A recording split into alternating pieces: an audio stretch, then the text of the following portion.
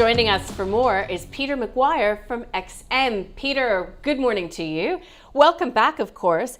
I just want to rewind to Friday and the week that was. I mean, that was a terrible week for equities pretty much around the globe, China being the exception. But U.S. stocks have slid more than 6% from their highs in July, technically breaking down.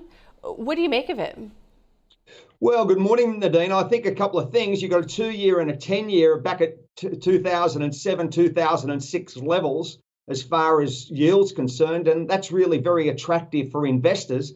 And a lot of people are probably looking at us, are we fully priced? It's been an extraordinary first, 8 months of the year as far as US equities since that Christmas turnaround, and the route that you've experienced then has just been boom, showtime.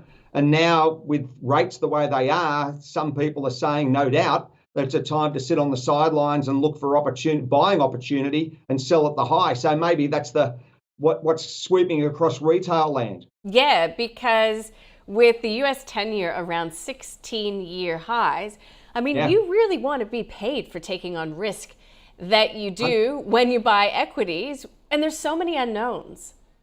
Well, there certainly are, and you've got earnings starting to trickle through now as far as US equities, and they'll really start to gain some steam in the next week or two. So that'll be, I think, a mindset of how did they perform in the last quarter, what their forecasts are moving forward from their analysts and from just the numbers.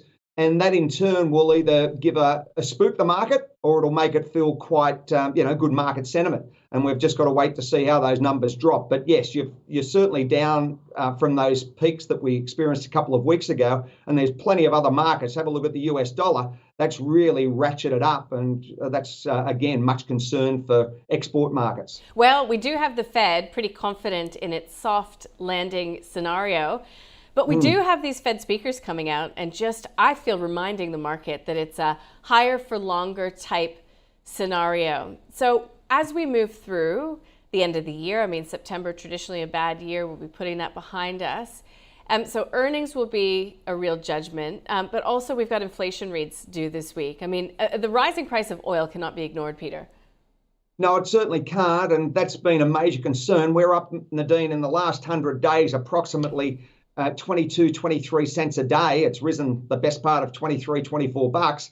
So it's been just one-way traffic, and that's really starting to bite in as far as costs with inflation, and everything that we buy is naturally transported. So a country like Australia, and certainly the US, big footprint as far as land mass.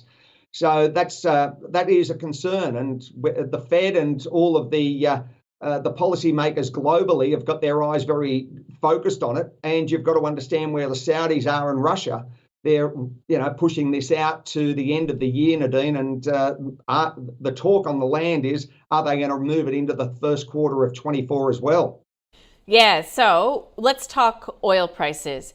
They have obviously gone through the roof, as you mentioned, Saudi Arabia and Russia. Yeah. What's going to happen from here? Well, we've had such a big move to the upside. Many analysts and hedge funds are saying $100 written all over it. So, you got Brent now sitting at the best part of nearly $94 this morning. It's up 40 cents. WTI is $90.50, the best part of that. So if we move forward this week and get to the $96, $97 level, then, $100 is certainly in its grasp. And I think that would have to be taken out pretty much in October.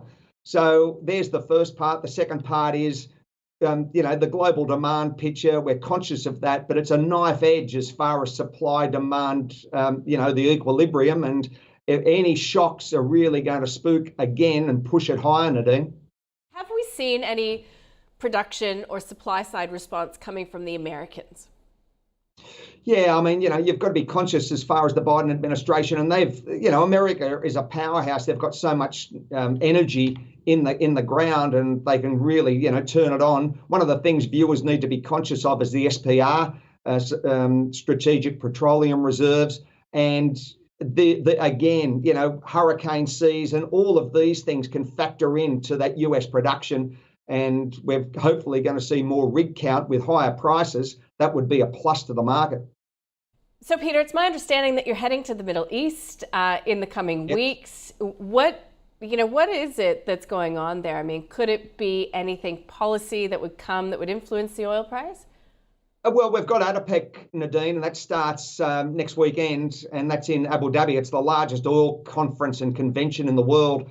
Massive numbers, it'll be over 100,000 visitors, I understand, flying in for that event. And that's all the oil people, upstream, downstream producers. You've got policy ministers, you've got oil ministers, OPEC ministers. Everyone will be there, and it's the hottest convention in the world. And I'll be going there to naturally see how oil is impacting and what the storyline is moving forward, because there's just so much intrigue at the moment with energy prices really, boom to the upside. Is that going to continue into 24? And if you look at the Saudis and Russia, they certainly want higher prices. All right. Well, Peter, it just sounds like this is going to continue to be a focal point for markets, for quite some time. Just a parting thought. How does the Aussie dollar perform in this environment? Because China actually is looking a little bit more optimistic. Commodity prices obviously have been a little bit volatile, but generally speaking, relatively strong. So does the Aussie gain some support?